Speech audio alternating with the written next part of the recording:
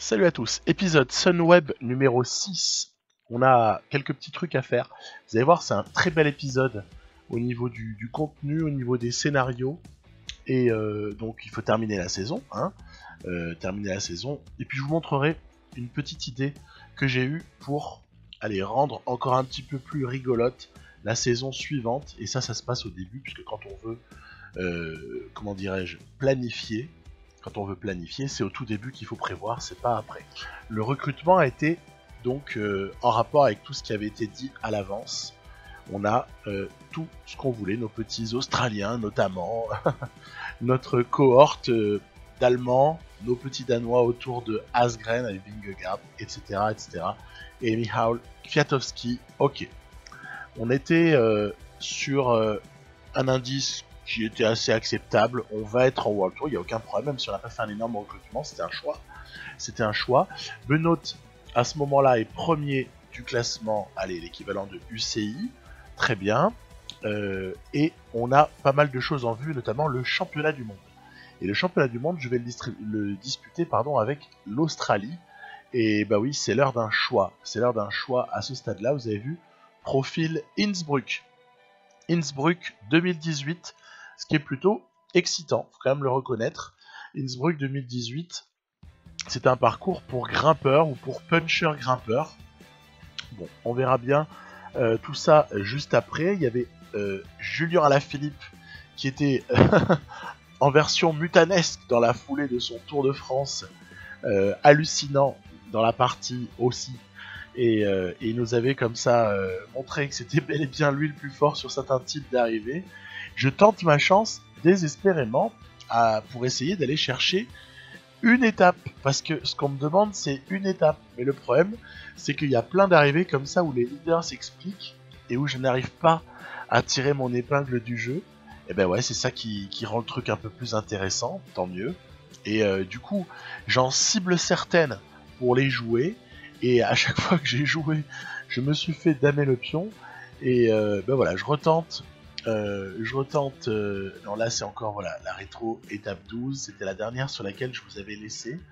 Donc c'était cette fois-ci Alejandro Valverde qui avait, je dirais, emporté la mise, voilà. Après c'était Sagan, alors que je vous disais peut-être Chessball. Non, non, non, pas du tout, pas du tout. Bon, donc on a compris un peu le scénario, c'est que c'est délicat. Et on n'arrive pas trop à trouver le moment où on va attraper notre étape, puisque le sponsor veut donc une victoire d'étape sur cette Vuelta. Après, du coup, tout ce qui est arrivé au sommet, en tout cas jusqu'à un certain point, je me dis, c'est des explications entre leaders, et donc on n'est pas invité. On n'est vraiment pas invité. Le contre-la-montre, c'est pareil. Le contre-la-montre de l'étape 16, on n'a rien à espérer là-dessus. Aga n'est pas en très grande forme, et puis il y a des gens qui vont l'emporter vu le profil. Donc voilà, je pense pas non plus que la 17 soit jouable. Il va falloir peut-être quand même en jouer une un jour ou l'autre, puisqu'on arrive bientôt à la fin. Ne vous inquiétez pas, c'est prévu. Je tente quelque chose sur l'étape 18. Bon, l'étape 18, elle propose éventuellement un scénario où l'on peut s'échapper. Pour ça, je me dis, allez, on est en fin de grand tour. Les leaders se sont expliqués pas mal de fois. Il y a encore l'Angliru à l'étape 20. Il y a peut-être moyen pour que soit Kelderman, soit Rob Power arrive à peut-être tirer son épingle du jeu, de l'échapper. Ce sera peut-être plutôt Kelderman, puisque Power aura bien aidé et ce sera évidemment effondré, même si là vous voyez le groupe de poursuivants de l'échappée qui va rentrer. Il va rentrer, le groupe. C'est pas grave, ça me donnera l'occasion de donner encore un petit peu de soutien à Kelderman avec Rob Power. Donc pas de souci, pas de souci. On approche du moment décisif. Attention à Ciccone qui s'est échappé légèrement, et je vais essayer de le reprendre avec Kelderman. Regardez, voilà, Ciccone qui remet une accélération assez monumentale. Ah là là, Wilco, allez Wilco, on serre les dents, on s'accroche à Ciccone, et ben oui, il y a un mur final, donc c'est pour ça que c'est délicat. Je vais essayer de m'accrocher à la roue de Ciccone. eh ben non, je vais tenter un départ, parce que finalement, peut-être qu'on peut le surprendre, on peut le contrer, il a peut-être tout donné, il a tout donné, et il a plus rien. Ouais, il a pas plus rien. Il a pas plus rien du tout, il est même en sacrée bonne forme, et à tel point que qu'est-ce qui va se passer, c'est qu'il va nous déposer comme ça, à 50 mètres de l'arrivée. Donc victoire de Ciccone, en soi, très bien, bravo, mais du coup ça résout pas notre problème. Kelderman fait que deuxième de cette étape. Bon, voilà, c'est comme ça. Donc, petite parenthèse avant de retourner sur cette fin de Vuelta. Je respecte l'ordre chronologique cette fois. Des fois, je le fais pas, mais sur Québec, hein, petite parenthèse Québec, classique de Québec avec évidemment Marc Hirschi qui est notre leader naturel. Hein, du côté de Québec, il n'y a pas de problème. C'est lui, on l'a missionné tout spécialement pour aller nous grappiller des places en cette fin d'année. Je rappelle que Québec, c'est un objectif. Hein. Québec, on veut quelque chose comme top 5, quelque chose du style. Voilà, ouais, top 5.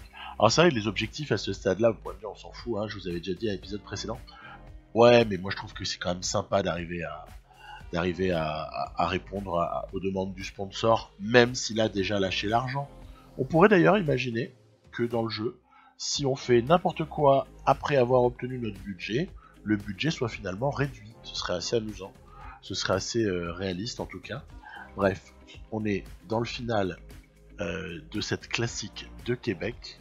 C'est le courageux Eekhoff qui a donné son dernier soutien à Marc Hirschi qui est à la lutte ici avec quelques très bons coureurs. On voit notamment Lorenz De Plus, c'est le Jumbo Visma bien évidemment, hein, puisqu'on est dans l'année 2020 avec les vrais effectifs. Lorenz De Plus qui va s'imposer plus que nettement. On voit Fuglsang et Sonny Colbrelli qui reviennent pour finalement passer devant Hirschi qui se contentera de 4ème, ce qui n'est pas si mal, hein. Pas si mal, mais quand on voit les notes de 2+, moi vous me donnez ces notes là, je gagne un grand tour, hein. Je gagne un grand tour avec quelques équipiers autour, hein. C'est énorme les notes de Lorenz De Plus, il est juste monstrueux. Allez, on retourne sur la Vuelta. En tout cas, ce qui est bien, c'est qu'on a validé notre objectif sponsor du côté de Québec. Ça, c'est fait. Alors, dernière chance, on est sur l'étape 20. Voilà. L'étape 20, elle est... bon, bah alors là, elle est cochée. C'est vraiment... all-in. Je fais all-in sur cette étape-là. J'envoie, vous voyez, le petit Hamilton, qu'on reverra plus tard au championnat du monde. J'envoie Rob Power, j'en renvoie Jay Hindley. Tiens, intéressant de voir que Hindley, IRL, s'est illustré sur la Haraldson Race très récemment. C'est un coureur avec Rob Power aussi qui s'était un peu illustré sur Down Under. On peut dire que les petits Australiens de la Sunweb, ils font un joli début de saison 2020 dans la réalité. Et puis nous là, on essaie de s'accrocher. On essaie de s'accrocher. On est dans l'Angliru. Vous avez vu, ça s'est écrémé. Ça s'est écrémé considérablement. Bob Jungels est à la lutte. Mais sinon, on est encore 3. On est 3 et on dispose d'une avance suffisante parce que le peloton a quand même lâché le coup. Donc Hamilton va être le dernier à accompagner celui que j'ai élu comme le potentiel sauveur de l'équipe. C'est Jay Hindley. On aperçoit Marc Soler qui, voilà, va voir revenir Hindley sur lui par Hamilton. Et maintenant, c'est un face-à-face. Soler a un petit peu d'avance dans cette deuxième moitié, on va dire, de la montée vers l'Angliru. Allez, il y a un petit moment de difficulté là parce que Soler ne lâche pas le coup. Il faut que Hindley gère sa barre le mieux possible. On va pas lâcher. 5 km de l'arrivée, on commence à revenir sur Soler. Donc à partir de là, je commence à me dire oulala. Et s'il se passait quelque chose? Et si Jay Hindley allait chercher une étape hyper prestigieuse de cette Vuelta, même si, ok d'accord, le peloton n'est pas là et il n'y a pas le groupe maillot rouge, on n'est pas en lutte avec les tout meilleurs. Ouais d'accord, c'est vrai. Mais il n'empêche qu'il faut aller à chercher celle-là. Et Soler résiste, mais n'arrive pas à boucher l'écart avec Hindley. Allez mon petit, tu vas le faire Jay Hindley, tu vas le faire et tu vas construire le début de ta légende dans cette partie avec Sunweb. Jay Hindley va chercher cette étape 20 de la Vuelta. Yes! Et ça, franchement, c'est déjà une première petite émotion sympathique dans cet épisode où honnêtement, ouais, Pogacar, on voit arriver Bernal. Il y a eu comme ça une explication assez légère, Miguel Angel Lopez aussi, entre favoris. Et on voit que c'est Egan Bernal donc qui va s'imposer sur cette Vuelta. Et c'est Pogacar qui va être deuxième. Ce qui fait quand même un joli casting, hein, vous l'avouerez. Voilà, peu importe l'étape 21. Voilà, et c'est un joli podium, hein, ma foi. Un joli podium. Et moi je suis content quand même parce qu'on a chopé cette étape. Bon, alors maintenant que ça c'est fait, il faut confirmer, oui, vous savez, confirmer qui seront les 10 coureurs parmi lesquels on en choisira 8 maximum le jour du championnat du monde, d'accord. Et puis il faut aussi s'occuper du 15e objectif de l'année, puisque après Montréal, on aura tout bouché. Donc c'est important d'aller chercher un top 5 sur la classique de Montréal. Toujours le Marc Hirschi national qui est missionné. Marc Hirschi qui a un bel avenir avec nous, puisqu'il a été prolongé. Hein, donc c'était un plébiscite de la part de la majorité des viewers de cette série. Donc je m'en acquitte bien volontiers. Marc Hirschi, c'est quelqu'un qui va être de l'aventure Sunweb. Et on s'en réjouit. Allez, il a donc l'occasion ici de peut-être augmenter, rajouter une petite ligne à son palmarès. Il a déjà une jolie année, hein, mine de rien, Marc Hirschi, puisqu'il a quand même chopé le maillot à pois sur le Tour de France, qui est quand même pas rien non plus dans la carrière d'un coureur. Et puis là, on est sur des classiques de fin d'année, et Marc Hirschi, dans le final de Montréal, est à la lutte. Dan Martin notamment, on aperçoit Dan Martin, on aperçoit Laurens De Plus, on se méfiait de Laurens De Plus, qui est très très fort. Jenny Moscon est présent également, et puis là je vais tenter un petit coup. Je vais tenter un petit coup grâce à notre équipier que j'adore, Michael Storer. Michael Storer va emmener dans sa roue Hirschi, va le mettre sur orbite, et Hirschi va essayer de terminer solo ici à Montréal. Voilà qui est... Attention, ça revient bien, hein. Ça revient tellement bien, mais non, c'est bon. Marc Hirschi devant Marc Sarro. Marc Hirschi s'impose, et c'est quand même là aussi, voilà, une victoire plutôt sympa. Allez, honnêtement, de vous à moi, je préfère celle de Languerou, hein. Mais n'empêche qu'elle est pas dégueulasse, on la prend. Alors, championnat du monde, donc il faut déjà essayer de comprendre le parcours. Le parcours, il est pas évident. Il est peut-être plus pour un rouleur que d'autres ne peuvent l'être. Et en plus, j'ai quand même la chance d'avoir Rohan Dennis comme coureur, hein, puisque l'Australie, hein, Rohan Dennis, c'est quand même la référence mondiale à ce niveau-là. J'ai donc testé un petit peu le parcours avec Porte, avec Matthews notamment. Allez, c'est parti pour Rohan Dennis qui... donc voilà, vous voyez l'effort, j'ai pas besoin de le commenter. L'effort est affiché à gauche, hein. On voit l'effort que je mets secteur par secteur. J'ai accéléré là pour la vidéo, mais je l'ai joué moins vite que ça, bien évidemment. J'ai pris un petit peu plus le temps, voilà, de monter notamment la barre d'effort dès lors qu'on se retrouvait sur des secteurs peut-être avec un petit peu plus de pourcentage, et de maintenir ensuite un seuil au niveau des secteurs plats. Donc en plus avec Rohan Dennis, on est pénalisé nulle part au final. On est pénalisé nulle part parce qu'il est bon partout dans le secteur du contre-la-montre individuel. Donc à voir ce que ça peut donner. Il y a quelques clients, hein. Il y a quelques clients bien évidemment. On est sur les championnats du monde pour ce qui est du parcours comme ça de CLM. On est sur les derniers là, hein, ceux de 2019, c'est-à-dire à Harrogate. Donc voilà, Rohan Dennis avait surclassé Primož Roglič sur cette épreuve là. Et que va-t-il se passer Ah là là là là là, on vient mourir à 4 secondes. Primoz Roglic a donc virtuellement pris sa revanche. Et oui, et voilà. Et on passe après à l'épreuve individuelle. Alors l'épreuve individuelle, c'est pas Harrogate. Je vous l'ai proposé 2-3 fois déjà, donc je pense que c'est sympa de changer. Et c'est pour ça que on a le profil de Innsbruck.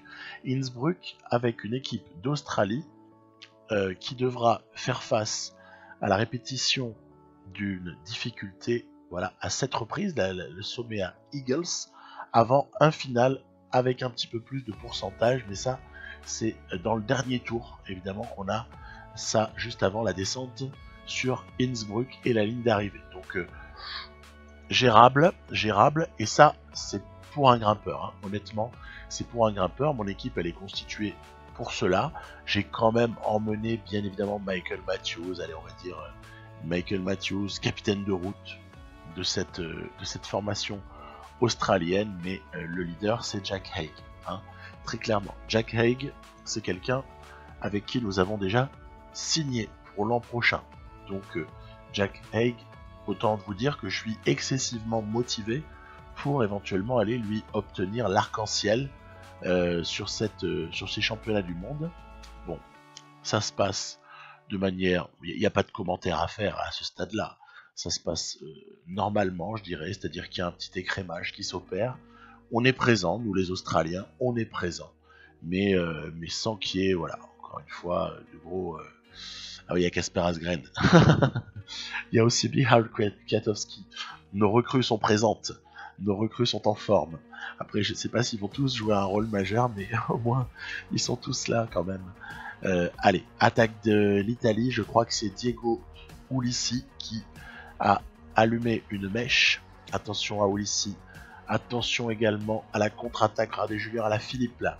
Il y a Julien Alaphilippe qui pourrait bel et bien tenter quelque chose dans les secondes ou minutes à venir. Attention, on le voit, il est en totale tête de groupe. Et voilà, il part.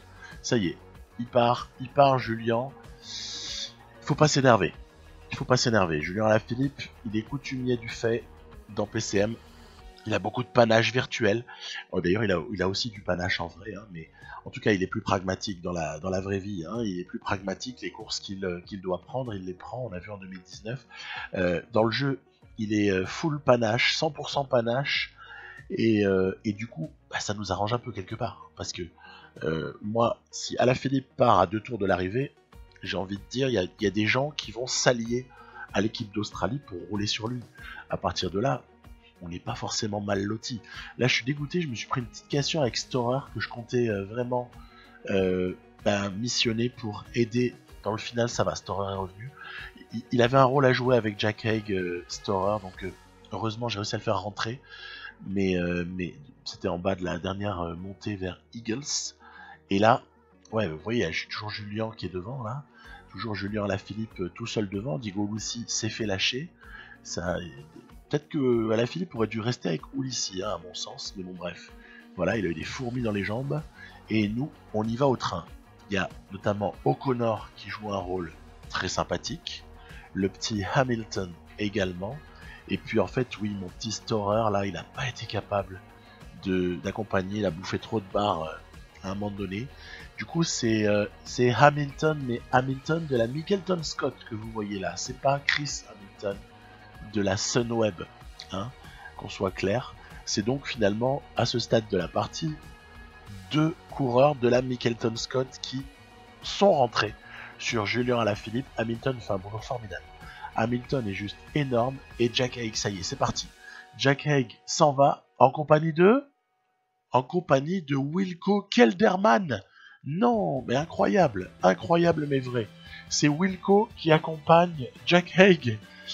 Dites-moi, il n'y aurait pas un petit écart là qui commencerait à se constituer? Ça sent pas mauvais, hein. Ça sent pas mauvais. Je contrôle. Il y a Sharman, décidément, il y a Sharman derrière en poursuite avec Hamilton qui est en contrôle. Donc allez, on va approcher. Ah là là, Kelderman, le coquin. Il attaque avant la montée, Kelderman. Donc Jack Haig il va s'accrocher comme il peut. Ouais, tiens, retour de Julien Alaphilippe de l'arrière. Si ça revient, ça veut dire que ça roule plus. ça veut dire que ça roule plus, ça veut dire qu'il y a plus d'une minute là, on approche presque de la minute 30. Ouais, minute 30, ça veut dire que ça va se jouer entre ces deux-là. Attention à la contre-attaque de Kelderman. Oh là là là là là là. Alors, Kelderman ou Jack Haig? Kelderman ou Haig? Ben, j'ai envie de dire, je vais te faire play. Hein. Moi, je joue avec l'Australie.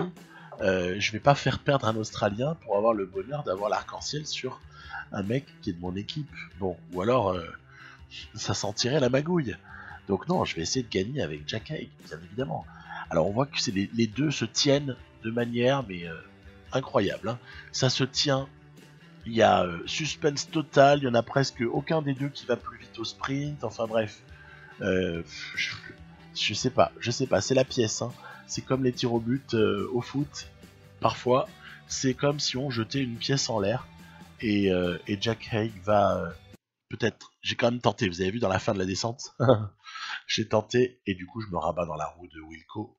Je me rabats dans sa roue et on va jouer le sprint. Hein. On va jouer le sprint, on va laisser Kelderman prendre les devants et Jack Haig va peut-être s'imposer. Oui, victoire de Jack Haig.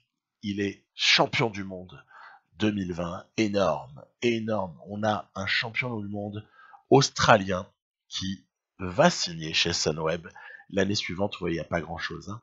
Il y a 2 ou 3 boyaux maximum. Kelderman a tout le malheur du monde de terminer deuxième des championnats du monde. C'est terrible. C'est terrible. Ouais, c'était Lucas Hamilton qui aura été vraiment énorme dans cette course et qui aura beaucoup aidé Jack Haig. Et l'on se présente quelques jours plus tard, donc, du côté du Tour de Lombardie, sur un profil classique, donc celui qu'on connaît, le profil pas 2016, hein, pour être précis, où ça se termine dans San Fermo della Battaglia, avec avant notamment le Civilio en sortie de Sormano, voilà, avec franchissement du mur où l'on verra bien comment est-ce que les choses peuvent se passer, puisque le mur de Sormano c'est quand même toujours le rendez-vous, même si c'est pas toujours là que ça se joue, mais n'empêche que, hein, on a vu que parfois, quand Thibaut Pinot, Primož Roglič notamment avaient dynamité la course, enfin Pinot il avait suivi, mais c'est Roglič qui avait tenté de dynamiter la course en 2018, ben oui, il y a quand même des choses qui peuvent se passer dans le mur de Sormano. Pas l'année dernière.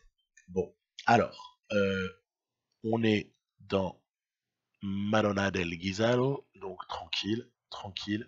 On essaie de contrôler, on a toujours nos vieux guerriers là autour de Tish Benoît, hein, bien sûr, Tish Benoît est le leader, hein, il a gagné à Milan-San Remo, il a gagné autour des Flandres. À partir de là, on essaye de lui offrir une jolie saison, ce serait exceptionnel de prendre un 3e monument, en tout cas c'est l'objectif. Michael Matthews se dépouille, Sam Oomen se dépouille également, attention il y a un petit écart là. Ça a perdu la roue, Mark Hirschi sera bien évidemment très précieux à un moment donné, on s'en doute bien. Mark Hirschi qui est calé dans la roue de Benoît, là en l'occurrence je l'ai fait passer juste devant parce que je prépare une offensive, je prépare une accélération dans Il Muro di Sormano. Vous avez vu, il a été amélioré. Le tracé est amélioré par quelqu'un. Il y a quelqu'un qui a amélioré ce tracé par rapport à celui qu'on connaît, classique dans PCM. Hein. J'ai trouvé ce profil sur la World DB20 pour ceux qui cherchent. Je trouve que voilà, là on a vraiment un rendu du mur de Sormano qui ressemble beaucoup plus à la réalité de la course. Hein. La réalité de la course, notamment par exemple l'année dernière en 2019. Donc Benoît sort en tête du mur de Sormano, ce qui veut dire que beaucoup de choses sont possibles. Mark Hirschi n'est pas très loin et Sam Oomen semble un petit peu lâché, mais c'est pas forcément définitif. En tout cas, ce qui est certain, c'est que je vais le faire rouler dans la descente, et puis s'il y a une temporisation, voilà, c'est ce qui s'est passé. Il y a eu temporisation dans le replat entre la descente de Sormano et la montée vers Civilio, et à ce moment-là, Oomen est revenu. C'est bien parce que ça permet à Hirschi de souffler pour apporter son soutien à Benoît, peut-être de manière un petit peu plus durable, Par la suite, attention, le départ de Julien Alaphilippe et tout, il y a Sharman, il y a Roglic, ça s'excite, ça s'excite. Je rappelle qu'on n'est quand même pas vraiment favori, hein. C'est le moins qu'on puisse dire quand, si à un moment donné j'ai la souris sur Benoît, vous regarderez ces notes et vous pourrez quand même confirmer qu'on n'est pas vraiment favori. Il y a Julien Alaphilippe qui est tout seul devant. Les arbres nous gênent un petit peu pour voir. Ok, allez, le Civilio c'était difficile, hein. C'était difficile. Julien Alaphilippe il est parti pour la victoire, hein. Il a 40-50 secondes là, il va s'imposer, ça paraît clair. San Fermo della Battaglia qui arrive, c'est parti. On va quand même nous suivre ceux qui sont en train de mener la chasse au Julien Alaphilippe. Hein, je vais quand même essayer de me positionner le plus à l'avant possible. Hirschi apporte à ce moment-là une protection excessivement, on aperçoit Davide Formolo, excessivement précieuse, hein, la protection de Hirschi à ce stade-là. Allez, on est revenu sur Alaf, c'est une feinte. Quel coquin ce Alaphilippe. On aperçoit Lutsenko ici qui lance l'offensive. Primoz Roglic est présent, bien évidemment. On arrive en haut de San Fermo della Battaglia. C'est un contre de Thibaut Pinot. Tige Benoît a pris la roue. Il y a Yates juste derrière. Et Tige Benoît va essayer de tenter sa chance sur le seul spot. Je n'ai pas eu d'autre occasion de tenter ma chance que celle-ci. Alors on va essayer de l'exploiter à fond. Effort à 99. En espérant que derrière, ça ne poursuive pas trop efficacement, sinon on se fera croquer. Et on sera 10e. Ou, je rigole, mais on sera à top 10, quoi. Voilà. Allez. Primoz Roglic arrivera-t-il à boucher le trou vers Tige Benoît? Tige Benoît qui va à fond? Oui! C'est la victoire de Tige Benoît. Énorme. Il peut prendre le temps de savourer. Victoire du jeune Belge Tige Benoît. Et oui, cette fois-ci, il peut prendre le temps de savourer. C'est Tige Benoît qui s'impose sur ce Tour de Lombardie. Honnêtement, grosse émotion, parce que c'était hyper loin d'être gagné. En fait, pour être franc, le Tour de Lombardie, je pensais le gagner dans quelques années. Mais je pensais pas le gagner là. Et pourtant, c'est ce qui s'est produit, donc ouf de soulagement. Et on va pas s'arrêter là. Il y a des bilans à faire, et il y a un vote aussi, un vote assez partisan pour beaucoup. Pas pour moi, vous allez voir que je suis assez honnête. Pour moi, l'année déjà 2020, c'est l'année Jumbo-Visma. Ils ont pris 2 grands tours sur 3 et 6 épreuves World Tour par étape sur 10, ce qui est quand même un bilan exceptionnel. Du coup, Dumoulin ou Roglic pour le coureur de l'année. Enfin, moi, c'est un peu sur ça que je pars. Même si Bernal a gagné la Vuelta et Benoît et Alaphilippe ont brillé sur les classiques. D'ailleurs, Alaphilippe, il a un super bilan. Il a pris de très jolies victoires, en plus de son Tour de France top 5. C'est quand même assez extraordinaire. Du coup, au moment de voter, honnêtement, j'ai dû réfléchir, alors que d'habitude, j'ai pas besoin de beaucoup réfléchir. J'aime bien voter, je trouve que c'est vraiment sympa. Allez, même si la voix, elle compte pour très peu, puisque au final, c'est surtout la voix des autres journalistes, entre guillemets, qui compte. Moi, je vote Roglic. Pour moi, Roglic mérite d'être coureur de l'année, eu égard à ses résultats assez complets. En deuxième, Dumoulin, quand même, Tour de France, pas rigoler non plus. Plus quand même quelques petites places par-ci par-là, petites performances sympas. Je mets quand même Benoît en 3, devant Alaphilippe, parce que pour moi, 3 monuments, quand même, quoi. 3 monuments, 6ème du Tour de France, c'est quand même un bilan qui permet d'être 3ème à ce classement-là. Donc Alaphilippe, pour moi, 4ème, parce qu'il a brillé sur plus d'épreuves différentes que Bernal, qui pourtant, Bernal n'a pas démérité, et peut être tout à fait dans ce top 5. Et vous vous rendez compte, il n'y a même pas Pogacar, alors que, on va en parler juste après, il n'a pas été pourri non plus, loin s'en faut. Alors, le résultat. Quel est le résultat? On va voir ça juste après. Là, je gère vous savez, l'étendue du recrutement et le nombre de coureurs dans l'équipe de développement.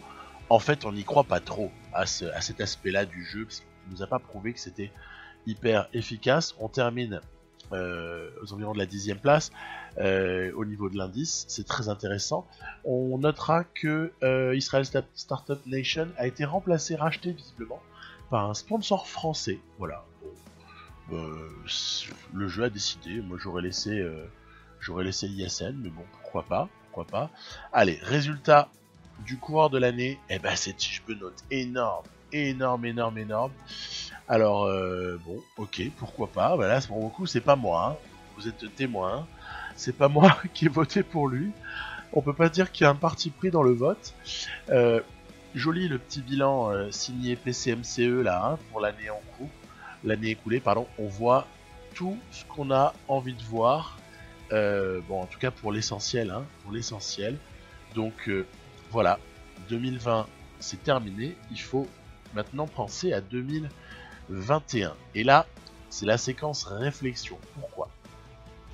Parce que j'ai un objectif en tête. J'ai un objectif très simple, c'est de rendre Benoît compétitif sur le Giro et sur le Tour de France. Le Giro, c'est 2017 et le Tour de France, c'est 2011. Alors déjà, on voit qu'il y a un problème, c'est que, un problème, entre guillemets, on peut pas définir comme objectif Giro et Tour de France. On est obligé de faire un choix de l'un des deux. C'est pour ça que je rapproche du Giro en mettant Liège-Bastogne-Liège. Puis c'est aussi l'occasion peut-être d'avoir un petit bonus sur Liège pour Benoît, qui, vous allez voir, a une année qui va être construite très spécialement, c'est-à-dire qu'il ne va pas courir avant longtemps pour, en fait, en faisant ça, j'économise sa charge de travail. Et comme ça, il pourra supporter une forte charge de travail à partir du mois d'avril, on va dire, hein, en préparation du Giro. Donc voilà, c'est le pari que je fais. On va en parler juste après. Comment ajuster le premier pic en fonction du deuxième ? Ça, c'est une prise de tête sans nom. Et ça dépend en fait beaucoup des profils de Tour de France, surtout, que vous rencontrez. Et quels équipiers, ça, je vous en parlerai au prochain épisode. Mais en substance, mes Australiens iront avec Benoît sur le Giro et j'aurai une équipe un petit peu plus habituelle, je dirais, sur le Tour. Alors justement, à quoi ressemble le Tour ? Parce que c'est ça qui permet de savoir ce qu'on va viser comme déclenchement de pic. On a l'étape 1, des Alouettes là, hein. Étape 4 aussi, ça va. Franchement, étape 1 et 4, ça se gère. Je suis même prêt à prendre le pari que la 8 et la 9, je peux les gérer sans pic avec des bons équipiers bien préparés, et ce sera le cas. Donc, ça nous met finalement une échéance qui est à l'étape 12. Alors du coup, ça donne énormément de confort pour élaborer le deuxième pic. Donc ça, c'est un peu grâce au profil 2011. Dans pas longtemps, je vous parlerai en général que des fois, c'est bien plus compliqué que ça.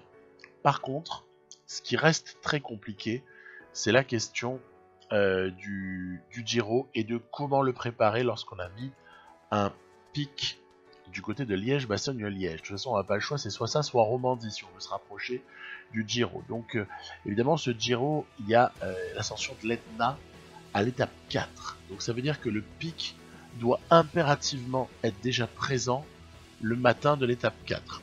On repère également les stages potentiels, voilà. On voit que pour cette étape 4, il y a un stage proposé, il faudra le prendre. Pour l'étape 7, le jeu a un peu craqué, mais ça c'est quand on change les profils. Souvent, il s'adapte pas bien à ça. On s'aperçoit que c'est plutôt l'étape 9 qu'il aurait fallu nous aider à préparer, mais c'est pas grave du tout, on se débrouillera. Et puis sinon, il y a aussi un stage intéressant à Pinerolo pour les étapes 12 à 16, et celui-là, il dure 11 jours. Alors, 11 jours, mais finalement, est-ce que ça vaut le coup ? Ouais, pas franchement. Donc, évidemment, que s'il y a moyen de le faire, je le ferai. Hein. Mais je suis pas super convaincu de la pertinence de ce stage. Par contre, pour 17, 19 et 20, c'est très intéressant. Celle-là, elle peut faire mal, mine de rien. La 17, après 18 n'est pas proposée, 19 l'est, on l'a sous les yeux, et la 20 également peut être assez violente, donc très bien. Rien pour la 21, c'est un contre-la-montre plat. Ça aussi, c'est un sacré défi parce que Benoît, c'est pas le meilleur coureur de Célèbre du monde. C'est pas grave, on prend tous les défis. Du coup, là, je me dis, ouais, allez, on se le fait à la louche, hein. On se la prépare à la louche, hein, cette ce pic de forme, on se le prépare comme ça. Allez, on va mettre sur Gand Wevel Game, sur GPE 3, Tour des Flandres, Liège, voilà, ça devrait marcher. Je répartis les stages plus ou moins aux endroits que je vous ai dit. Du coup, je commence à compter mes points. Je commence à compter les points de préparation. Donc, en mettant le stage de 11 jours à Pinerolo au début mars, bon, ok. En prévoyant ensuite les stages à Merano et l'Aquila plutôt courant avril. Et puis, vous voyez, je fais mes petits comptes. On rappelle, un jour de course, 3 points, un jour de stage, 2 points, un jour d'entraînement. Ça dépend du niveau de forme et de préparation. Quand on est en dessous de 95, là, comme c'est le cas entre 88 et 95 strictement, c'est x 1,2. Hein, donc voilà, les petits calculs habituels. On est déjà à un sous-total un peu inquiétant au 21 avril. À 85 points, c'est un peu trop parce que du coup, ça, on s'aperçoit très rapidement que, eh bien, c'est une petite erreur parce que cela déclencherait le pic le 1er mai. Et ça voudrait dire qu'on perd 10 jours comme ça de pic de forme sans courir, ce qui serait une hérésie totale. Donc il faut modifier. Je vais retirer un petit peu après les Flandriennes que j'ai inscrites au programme. De toute façon, c'est Asgreen. C'est Asgreen qui sera le boss sur Flandrienne, donc c'est pas grave qu'il n'y ait pas Benoît, l'équipe est déjà assez forte. Et puis on va comme ça aussi déplacer le stage de 7 jours, celui de Merano pour les étapes 17, 19 et 20. Et en faisant ça, déjà, on retarde le pic. On le déclenche au 7 mai. 7 mai, ça reste encore problématique parce qu'il y a 4 jours de perdu. Donc à ce moment-là, je me dis, bon, tout compte fait, il reste une solution. Il en reste une, c'est virer le stage de 11 jours. Tant pis, on a vu que les étapes 12 à 16 n'étaient pas non plus intouchables pour Benoît, bien entouré, il le sera. Et puis, on évidemment supprime les Flandriennes, je l'ai déjà dit. Et on maintient le stage de 7 jours de Merano, parce que celui-là on en a vraiment besoin. Celui de 5 jours aussi d'ailleurs, pour l'Etna. Donc le pic sera à ce moment-là le 13 mai. Et ça, c'est la solution que je vais choisir. Elle me convient totalement. Et ça n'a pas été évident en fait à trouver, à élaborer. Donc c'est un truc qui marche, hein. On peut l'utiliser à peu près dans n'importe quelle partie. Si on veut préparer le type de cette façon-là. Je vous ai mis le bilan, comme ça, là, dans la partie, ça fera 4, 7, 17, 19 et 20, sur lesquels il y aura des petits bonus de prépa, mais il y aura pic de forme, mais il n'y aura pas le bonus objectif, hein. Il faut bien s'en souvenir, voilà. Donc, on a teasé pour 2021, pour la saison suivante. Je vous parlerai d'Asgreen, de Ketowski, de mes petits Australiens, de champion du monde Jack Haig, il faut quand même pas l'oublier. On commencera au championnat d'Australie, Down Under, etc. On a pas mal de choses à faire et on a de jolis objectifs en début de saison. Et on retrouvera Benoît bien plus tard du côté de Liège, puis surtout du Giro. Voilà, je vous dis à très bientôt. Cette partie Sunweb s'annonce plus que bonne, plus que très bonne. Et je vous dis à plus. Bye bye.